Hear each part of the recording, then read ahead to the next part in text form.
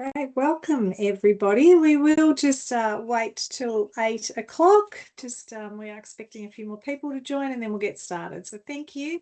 Be a bit of silence until we get started.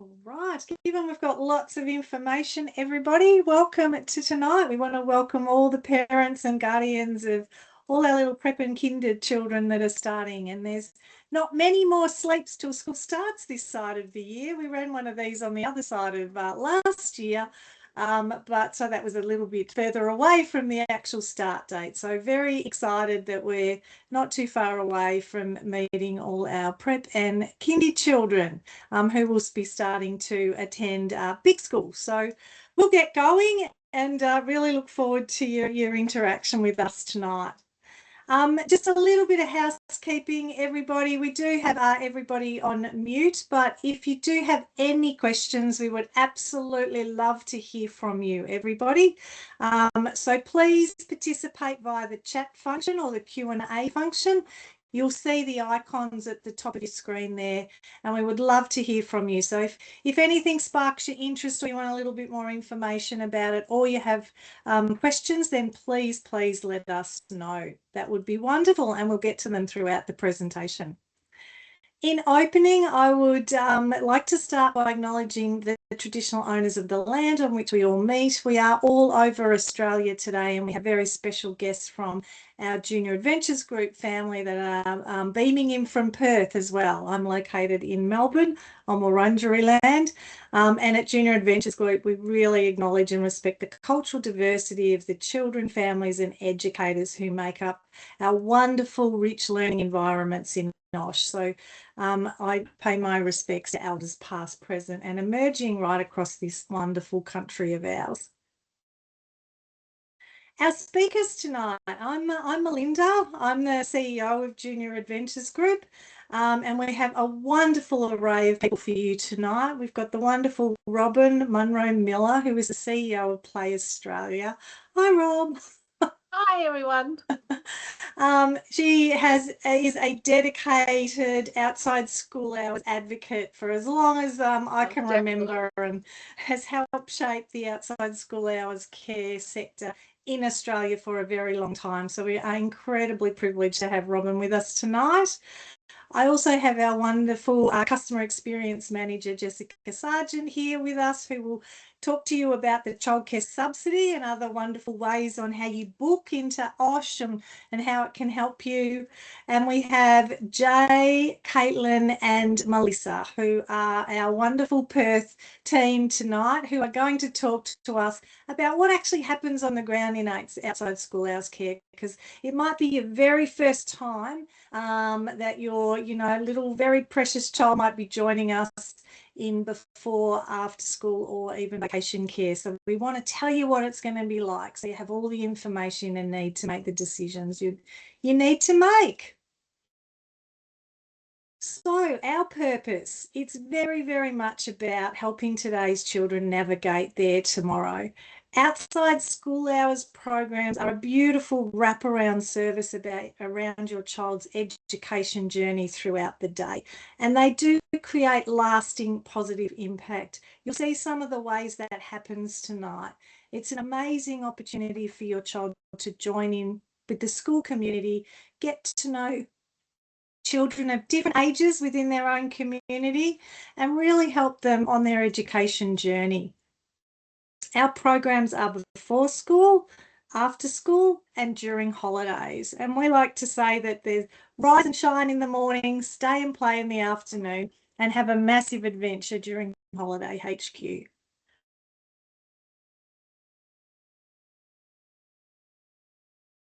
one of the most important things outside school hours care programs do is help your child thrive. And for all children to thrive, they need to feel safe and be safe. So I just wanted to quickly show you this because I want that to be your expectation of us too, that they are safe every time they walk in the room, and you can continually have this conversation with us because it's such an important open conversation to have. So in September this year, we went out to all our children around Australia and asked them what made them feel safe, because that's the important voice in the room for us as well.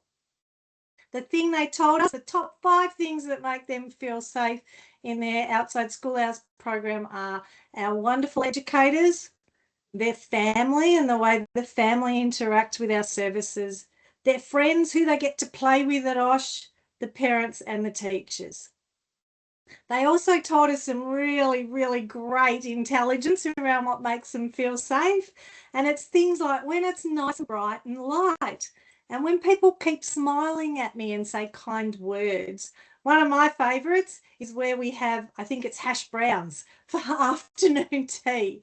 So all these things go into a really rich environment where children are safe and feel safe. So we continue to want to interact with the children and ask them, as we do want to interact with yourselves and ask you about these types of things. So I implore you, in every time you enter an outside school hours service anywhere in Australia, whether it's one of ours or someone else's, continue to ask the question about how are children being safe and feeling safe within the service. We've enabled you to have a look at everything we do, and when you thank you for joining this. We'll make this pack available, but this allows you to link to all our policies at in Junior Adventures Group about what keeps children safe, right from our recruitment to our safeguarding children policy and everything in the middle. And you know, one of the key things for us too is, you know, personal device use is banned within the organisation, and we continue to develop our policies and procedures. They are all open sourced, and we would love you to check them out before you start with any service across Australia. So they're there for you from us. I'm now going to hand over to Robin, who's going to take us through such an amazing presentation about the next steps and how you can really support your child's transition into what we're saying big school, but it's actually the next adventure on their education journey. So I'll hand over to you now, Rob. Thank you. Thank you, Mel. Okay, and I'm just here to speak to you a little bit about how we support that transition into school. And there's a saying that I think it's always, whenever I think of it, it makes me emotional. That phrase, and I'm not sure whether I can change it or someone else will change the slide here, but it's that this particular quote, making a decision to have a child and to think about your heart walking around outside your body. And so I think we should never underestimate how we feel when our child is starting school. It is an emotional sort of like leap for us all. And if you're feeling a little bit emotional, a little bit excited, and all the different emotions that are traveling through you at the moment, be aware that we've all felt that way. As a mother, I understand very much that it is a big transition. So we're not just managing and navigating a transition for our child, we are managing and navigating a transition for ourselves. And so I'd just like to keep that in mind. It is a new beginning. And so let's look at setting that scene for success of how we do that. Now, from Play Australia's perspective, we're the peak body for the play and all the stakeholders in play.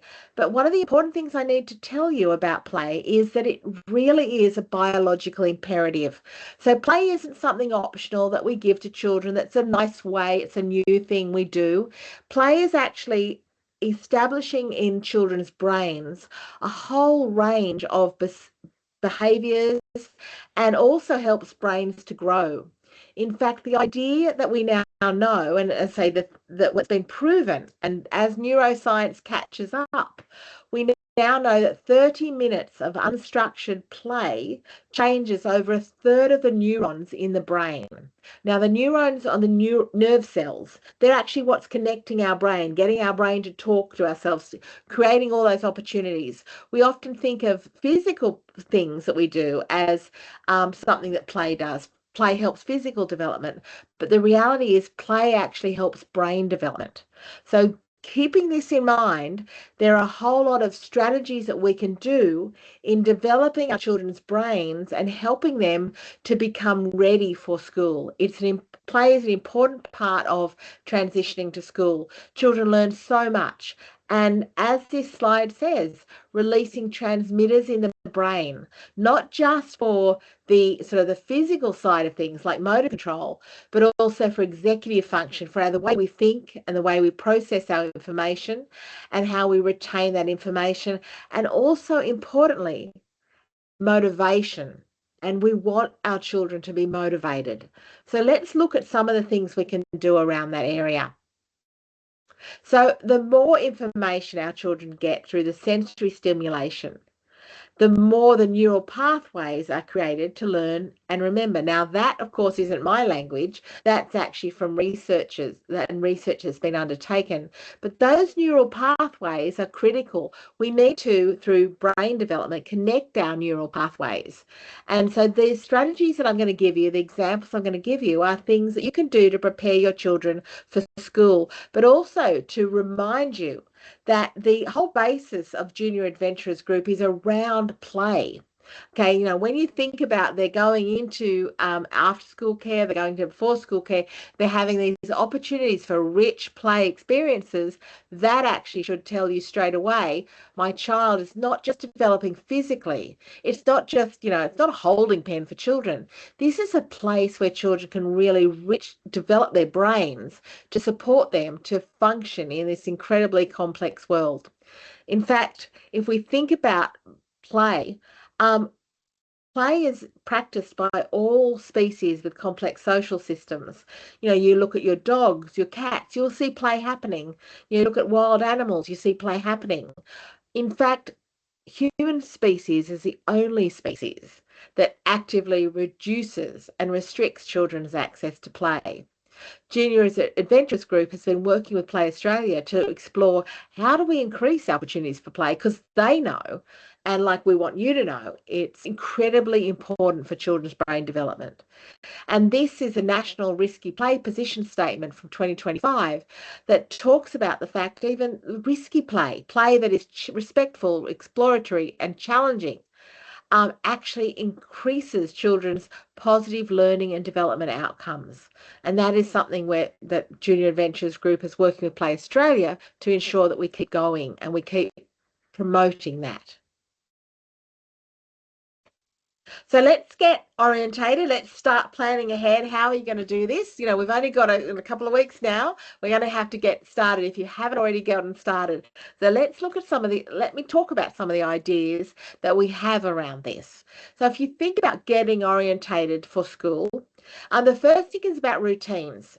Children need to know there's going to be routines at school, and they're going to be quite different potentially to any other form of if they've been in childcare, they'll be different to that. They'll be different to, you know, family daycare, wherever they've been. Those routines are going to be different, and it's important to start talking about those routines.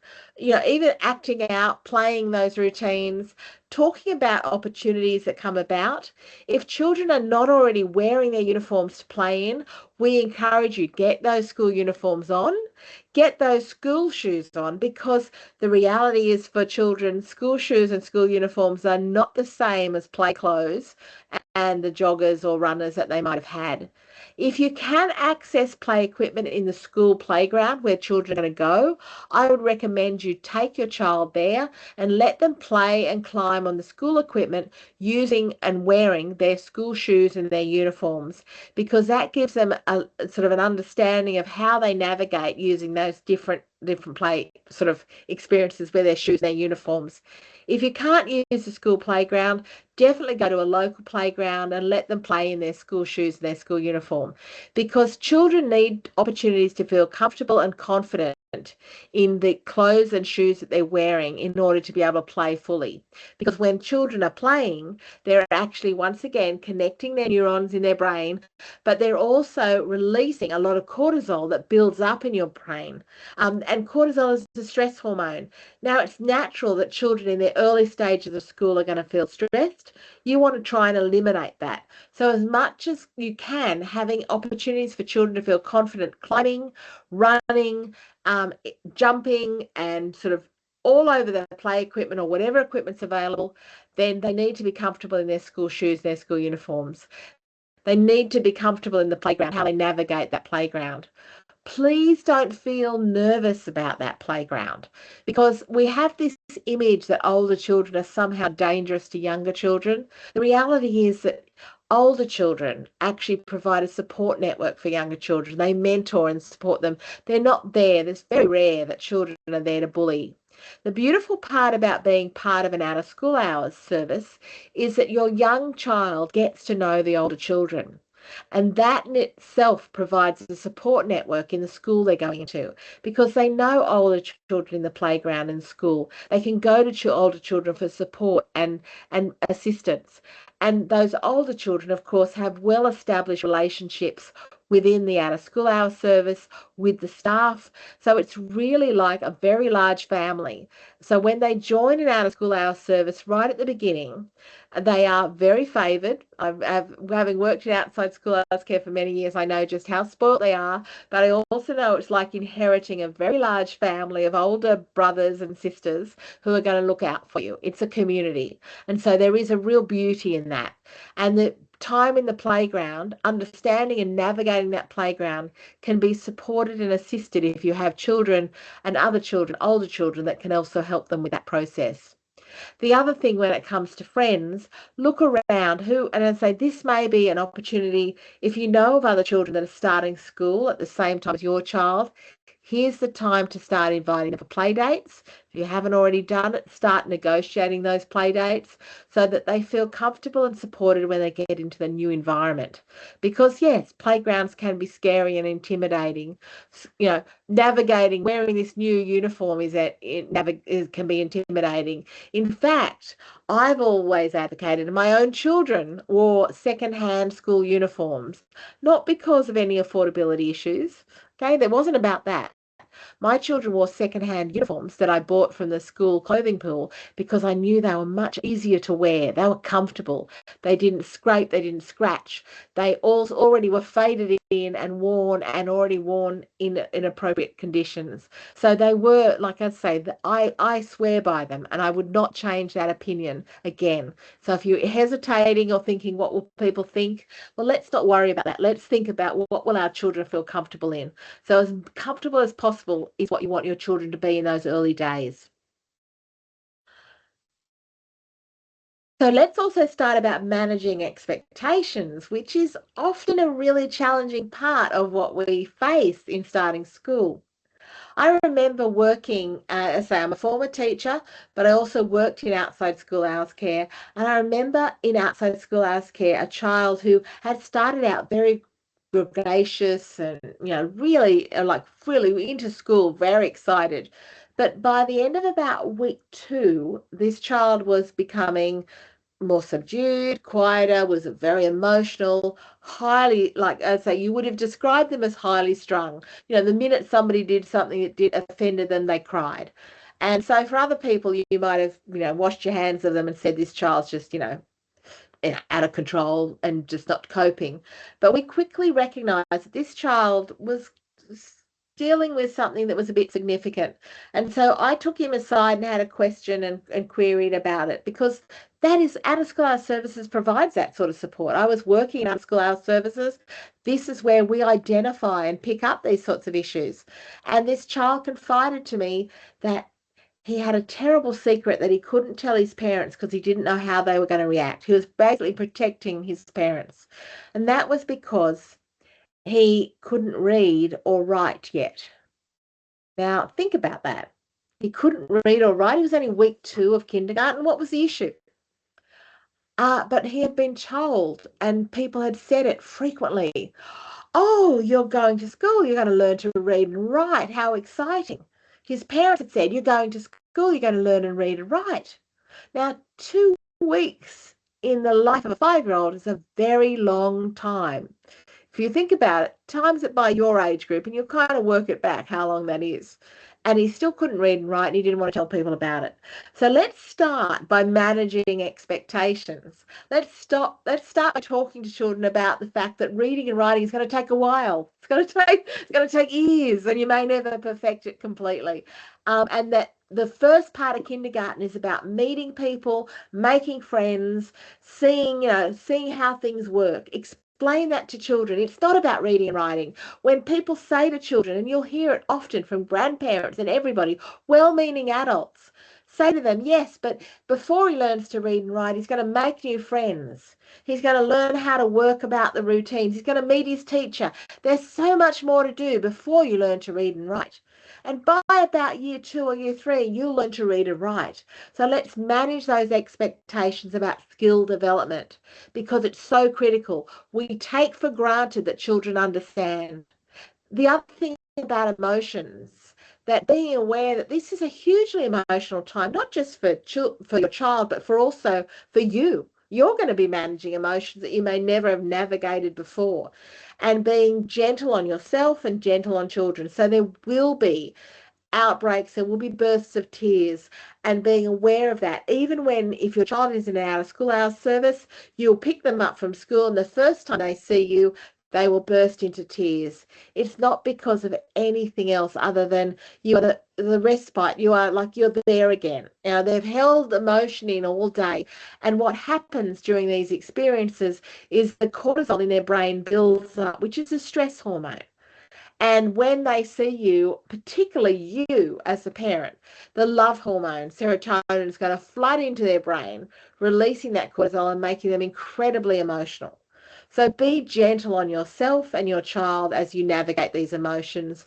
Get plenty of sleep. Don't over schedule what needs to happen. If there's things happening in those weeks leading in the first weeks of school, particularly in the first term of school, try and decline as many invitations as possible and choose as many invitations to go out and just hang out and do free play in the park, because when children play, their brain releases dopamine, which is the feel-good hormone, and it's really good for reducing the cortisol level in their brain, which is stress. And they are under a lot of stress at this time. We should never underestimate this. And be aware of routines. Start to get your children into routines. What's the time for recess? What's the time for lunch? Start feeding your children at those times, and not just feeding them, but giving them their recess in the way you plan to give it to them. If you're wrapping in Glad wrap, if you've got lunch boxes, things like that, wrap it up, give it to them exactly that way so they start to navigate and learn how to open those packaging. Open the packaging, use the actual boxes. They need to learn that, because if you can manage that, if you can reduce that as something new they have to learn when they start school, you're doing your child a huge service, because it's one less thing their brain needs to learn, which gives them time to focus on the other things, the things you can't control or navigate, that will help them in their school year. The out of school hours experience, I can only praise. I've worked in out of school hours services for many years, and I've also been a parent of an out of school hours service. The one thing I can tell you is it creates networks for your children that you may not even have experienced. If you didn't attend an out of school hours service, you may not be aware of these networks. But the fact is, a child new to an out of school hours experience gets to meet children in a very informal way for a range of age groups, with skilled practitioners who understand how children relate and interact. This time is really important for children to be able to play. And so when children come out of a classroom at the end of a day, or when they're heading into a classroom, there's a lot of stress that's generated just in the anticipation. And through play, you're able to dispel and sort of break down some of that stress level so that they actually are able to go into the classroom more prepared for learning, but also when they come out of the classroom, through the activities and engagement that they have with other children in the out of school hours environment, play actually assists them to reduce cortisol in their brain, which gets their brain functioning again, which also allows them to have that de-stress at the end of the day. So play and when you're looking at out of school hours services that support and have play underpinning everything they do are actually the services you should be looking at, because they are the services that are creating opportunities for children to actually relax and engage and enjoy their childhood. Finally, I would suggest you actually savor this time. Now, your child, if they are going out of school hours care, the one thing I would remind you to do is because, if you are attending different days, it can be tricky for a child. Tie a ribbon on your child's school bag or put some sort of token or tag on the child's school bag. So when they come to get their bag, they're immediately remembered it's an out of school hours day or it's a you collect day. They'll know, and that'll also assist and prepare. But it is a time for you to savor and think about how your child is going to be experiencing this time. Make sure that you take your children at the end of a day, if you're after out of school hours services, if you can plan plenty of times for free play, because as I explained, it's all about the brain. You're wanting to reduce cortisol, which is a really damaging hormone in the brain if it allows to build up. You're wanting opportunities to play with your child. Take that time. If they're delaying bedtime a little bit, savor it. There's not many times in the future your child will delay those times. There's not many times that you'll be able to lay next to them and talk to them about their day. And know that at the end of a day, that is usually the time when you least expect it, that they're going to tell you about their day. But savor this experience because it goes very quickly. From kindergarten to year 12 seems a long time now, but based on experience, and probably Mel shares my experience on this one, it goes so fast. And what we're hoping through Play Australia is that you will make sure that play is infused in every aspect of your child's development and your child's life, so they look back with fondness. And Play Australia is really pleased to be to working with Junior Adventurers Group, because Junior Adventurers Group has made a real commitment to ensuring that when children are not with you and they're with them, that they're actually also getting these opportunities for free play and support and being part of a community of children who are engaged in what we all do and we all know grows brains and healthy bodies more than anything else in the world, and that is through play. So thank you, and happy to take your questions. Thank you, Robin. I couldn't agree more, everybody. Your little prep and kindy children, and they're called preps and kindies because they're different names across different states in Australia. Everybody, I don't want to try and confuse people with the way we call kindergarten in Victoria, but our prep and kindy children that are starting school this year are so precious, and it goes by so very fast, everybody. I'll absolutely attest to this. I hope tonight you've learnt too about how important it is that we absolutely allow our children to play and explore, and these wonderful outside school hours services allow the children to do that in their own communities with their own friends and their own different age cohorts within their communities. So I bet you didn't know you were getting some brain science tonight, but we certainly did. Thank you, Got Rob. it now. And we'll please again continue. If you have any questions about that, then please pop them in the chat. I'm now going to hand over to the wonderful WA team, Jay, Caitlin and Melissa, and they're going to give you some really practical ways our smallest little children can start to engage with the outside school hours program. So I'm handing over to I'm up first, Mel. Thank you. Jay. Hi, thanks, Jay. Hi everyone. So my name's Jay. I'm one of the regional managers from WA. So as a regional manager, I oversee and support 10 services across Western Australia. So basically my role is to mentor the coordinators, ensure that our teams are properly trained, and most importantly, making sure that the children are safe, supported, and genuinely happy when they come to one of our services. And now one of the biggest things that I see every year is just how important the transition into school is. Again, Robin touched on it during her section. It is difficult, and as difficult as it may be for the children, we know that it's also just as difficult for the families and parents as well. Now, Ash can play a really important role in making that transition feel a little bit calmer, a little bit more familiar, and a little bit more predictable, which overall will help the process feel a lot easier for everyone involved. So when we're looking at Ash sort of being the bridge to school, Now, with kindy children, they can actually attend ARSH during the school holidays before they begin school. So, for example, the children that have started attend school in February, they have been joining us in WA as part of our holiday program starting in January. Now, because of this, ARSH often becomes the child's first experience of school life, so to speak. So it's a chance for them to experience school before they actually enter the classroom. Now, when they start with us at Osh Club, usually our Osh rooms are based 9 times out of 10, they're based on site at the school. And because of that, they get used to their environment. They build relationships with the educators. They help to learn routines, and they start to form friendships in a real laid back, play-based environment rather than in a little bit more of a structured environment in school.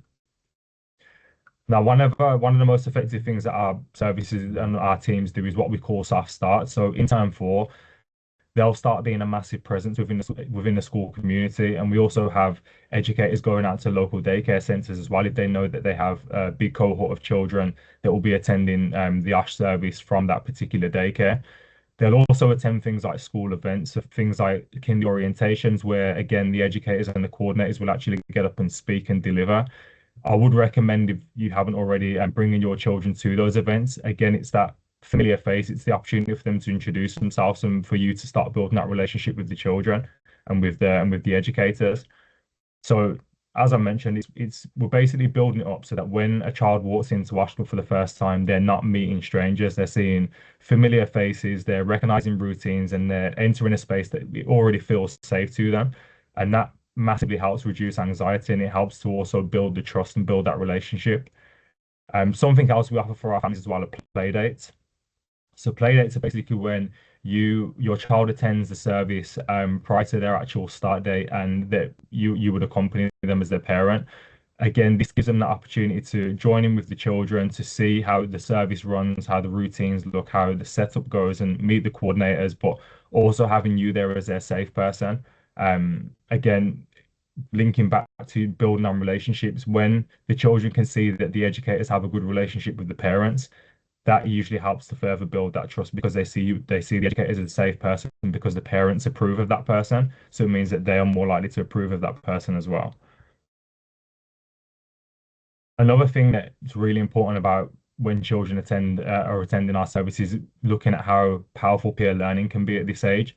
So children really learn a lot from watching and playing alongside others, especially when we have children who have been attending the service for a year or two, and they already know the routines, they already know their way around, they know the names of the educators and the staff working at the service. Again, just goes further on to building that trust and really, helping to support their growth and their growth, and just making sure that they feel really familiar with the environment. Now, this could be something small like learning where the bags go, learning what to do during our snack time, or just feeling confident enough to join in with games or initiate play, which Robin obviously spoke in depth about how important that aspect is. So from a regional perspective, again, just going back to my sort of role, so I place a huge emphasis on relationships with families. So before children start, our team's taking the time to understand the routines that you have at home, the comfort strategies that you use to support your children, any medical needs that your child might have, and anything else, any tips or tricks that you can give us that can help your child feel secure.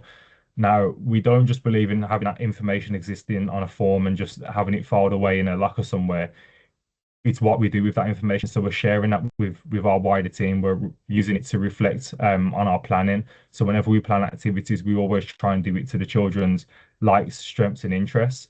And again, that helps them to kind of really feel part of the ASH service.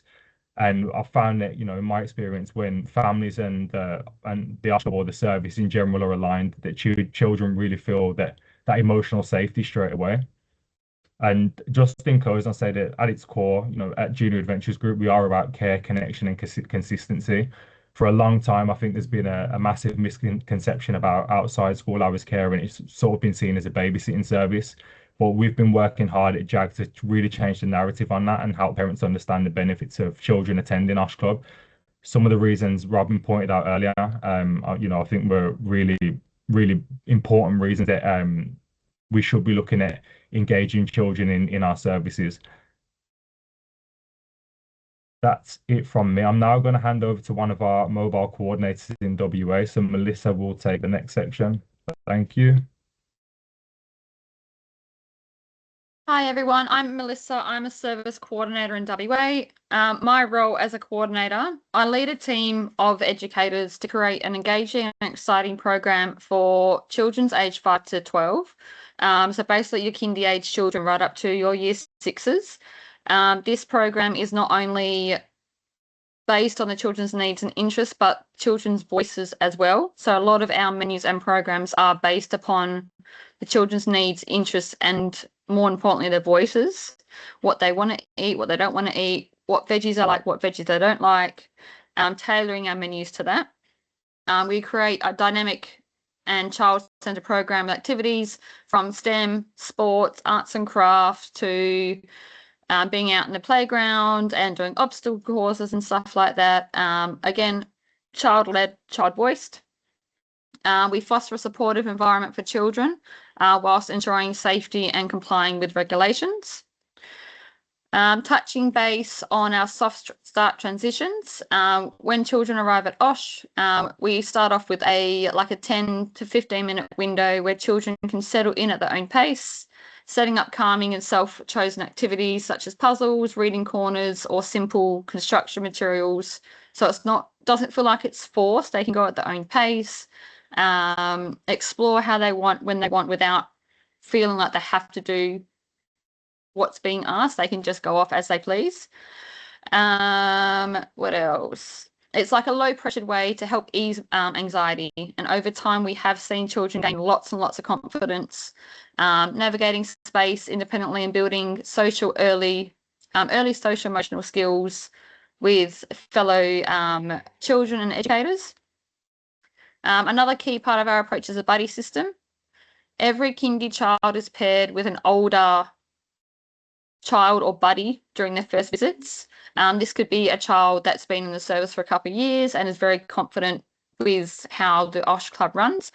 It's amazing to see them develop a sense of belonging straight away, and links to our mornings and afternoons Rise and Shine and Stay and Play, where both programs encourage children of different ages to interact, collaborate, and learn from one another.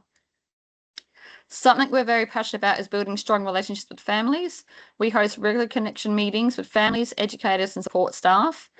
These conversations help us share updates about your child's interests, needs, progress, and anything that contributes to consistent care between home, school, and OSH Club. And we generally value parent feedback. Your ideas often help us shape the activities, our routines, and even our menus. Our physical spaces play a huge role in children's well-being. We design all of our spaces to be familiar and home-like. So this means warm, welcoming, predictable, but still allowing the children to have fun without realising that they're actually learning as they're going along. They help choose resources, families contribute their ideas and suggestions, and educators observe the environments the kids thrive in. We see their environment as a third teacher. When children feel comfortable, they explore more, engage more, and develop confidence naturally. I'm going to run through a brief routine that I do at the service I'm a coordinator at. So starting off with the Rise and Shine, which is our morning routine, which generally runs from 6:30 in the morning till bell time. So ours is normally 8:30 in the morning. Children arrive, we greet the families, introduce ourselves, and help new children settle in. Breakfast is offered. It's always healthy and nutritious and chosen within the children's voices in mind. At our service, we do a lot of fruit and yogurt. We'll do pancakes. Sometimes we'll do hash browns. Children like to do porridge and oats in the morning as well, especially on the more wintry months. Activities during this time are a mix of planned and spontaneous, tailored to current interests and needs. When the school siren goes, an educator will walk with a group of kindy and primary students to their classrooms. We'll help them find their room, introduce them to the teachers. We'll help them unpack their bag, and then we'll give a brief handover to the teacher on the day, talk about what we did in the morning, how they settled in the morning at OSH. and then we will say our goodbyes and we'll go back to the service. In the afternoon, we switch to our play and stay on play routine. When educator goes to the kindy pre-primary areas, we collect the children from their classrooms. We greet each child, check in with their teacher, help with the bags, and put their vests on. We will then walk back to OSH as a group, where we pair our new kindy friends with their buddies.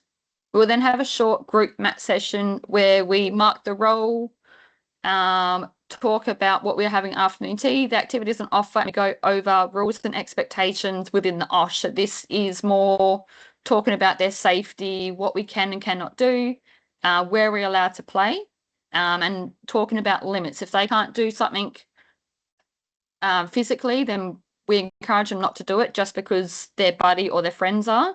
We want them to be able to do it at their own time. Our activities are set up with children's ideas at the centre, educators positioned at activity stations to guide and support. As families arrive for pickup, we share a brief summary of each child's afternoon so you know exactly how their day ended and any notes from your child's teacher. So that's a snapshot of how the service I coordinate runs. We offer your kindy children safety and support, and we want them to be excited to be a part of OSH. We're here to help make your first transitions into OSH as new kindy families smooth, stress-free, and as easy as we can. That's all from me. Thank you for listening. I will pass over to our next WA team. Sorry. Hi, I'm Caitlin. I'm one of the service managers for one of our WA services. So a service manager is between like a coordinator and a regional manager just for one service though. So I do a bit of Jay's job and I do a bit of Mel's job all combined together. I'm just going to talk into a bit more depth of one of the ways that we transition your kindy or prep kids into OSH, and that's mainly through the buddy system. So one of the ways that we support children emotionally in OSH is through our buddy system. From day one, it helps children feel safe, included, and part of our community, especially during those first few sessions when everything can feel new to them. Having a buddy encourages them to make natural friendships and positive peer connections, giving children someone familiar to sit with, play alongside with, or simply just feel comfortable being around. This gentle support builds confidence and independence over time, whilst it also helps them navigate transitions with reassurance. But most importantly, our buddy system helps foster resilience and self-assurance, ensuring every child knows they belong here and that they are supported as they grow. A lot of our services do the buddy support system. At my service today, I had a new kindy child for this year, and he was buddied up with some of my older kids. They took him under their wing like they were their little brother, and it was very, very sweet to see these older kids showing him around the service, being the little guide, helping him with like what to do when he can't do something or if he needs help with his big emotions because he was missing his mum. So it was very sweet to see.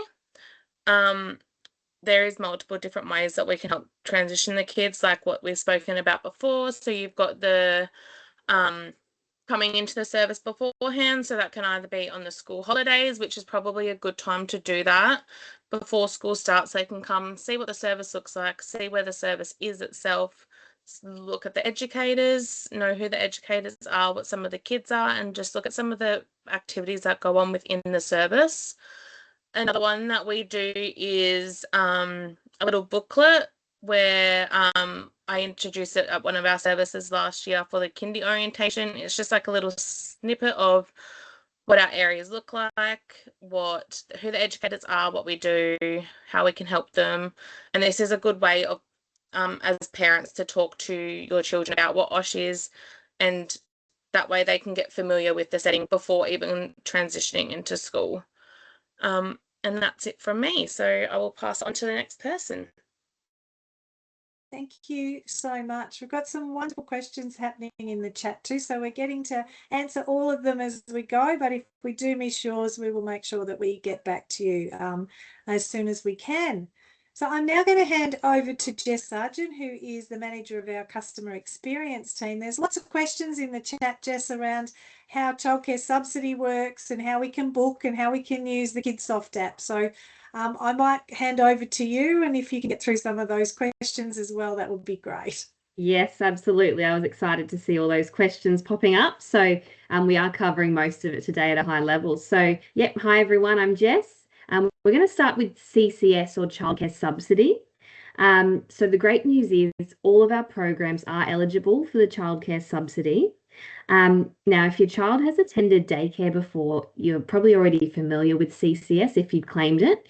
But in case it's your first time hearing about it, the childcare subsidy is a government payment that helps families, and it does that by subsidising the cost of approved childcare.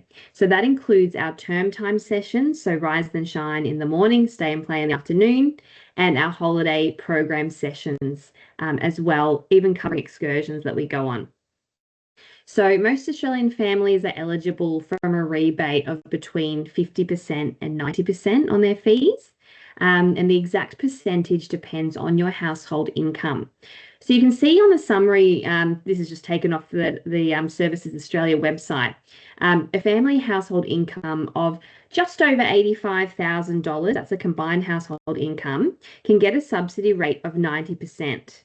And families with a household income of all the way up to just over $535,000 are still eligible for a portion of the subsidy. So it does cover a lot of families. A lot of families are eligible. And once CCS is applied and confirmed on your enrolment, that rebate is automatically deducted before your billed. So you're only ever paying the out-of-pocket cost in your fees, which is great as well. Now, if you haven't applied for CCS yet, if you are eligible, you can do that through Centrelink on MyGov. And we've got a link on this slide, which we'll share with you that walks you through the process. Now, just one more thing on CCS, really exciting update has actually just come into effect as of January this month, 2026, and it's called the 3-day guarantee. So your CCS hours are the number of hours of care per fortnight that are covered by the subsidy, and those are related to your activity level, the guardians and the family activity level. So recognised activity includes things like work, volunteering or study. And before this came into effect, so last year we had families on a few different levels of hours. We had families on 0 hours due to their activity levels, 24 hours, 36, 72 or 100 CCS hours. So the good news is, as of this month, as of January 2026, all CCS eligible families will receive at least 72 hours of subsidised care per fortnight, no matter how many activity hours they're doing. So you can see the new breakdown of activity hours and corresponding CCS hours on the slide. But what that means is a family that was on 0, 24 or 36 CCS hours last year will now see an increase up to 72 with no change in their activity level. And for those families that already receive 72 or 100 hours per fortnight, that stays the same. And just to give you a bit of context about CCS hours and what that means, in long daycare or daycare, early learning, or during our holiday program, so a full day of care, 72 hours per fortnight works out to be roughly 3 days of care per week or 6 per fortnight. And during term time, where our sessions are shorter, those 72 hours are usually more than enough to cover all of your before and after school sessions across the fortnight. So it's really going to make a difference to a lot of families, boosting those hours of coverage as well. So again, if you want to read more about the 3-day guarantee, there's a link there on this slide. All right, so we'll move on to how to enroll with us, how to enroll with JAG. So before you jump into the enrolment process, if you haven't already, it's a great idea to just have a few things ready, key details, just to make things a little bit smoother. So if you are intending to claim CCS, make sure you have your customer reference number for both the guardian and the child. So keeping in mind as well, really important, that there'll be one guardian that is that has the CRN and that's linked to CCS. So it's really important that that guardian completes the enrolment to make sure CCS is all connected correctly. You'll also need to input your bank account or card details in this enrolment process for direct debit payments. Now, these direct debits only start after your child's first session, so you'll be billed on a fortnightly basis and it's 2 weeks in arrears. You'll also need some emergency contact details, at least one contact in addition to the guardian information. And you'll need your child's doctor's details and any information about medical conditions, plus their immunisation records. So one of the questions in there was about action plans and medication. So you'll need all that information and those documents to upload at the enrolment as well. So once you've got those ready, you're ready to start the process.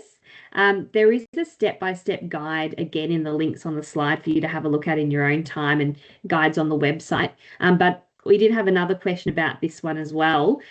If you don't already have one, you will need to create a Kidsoft Parent Portal account. You'll need to validate your registered email address and create your account password.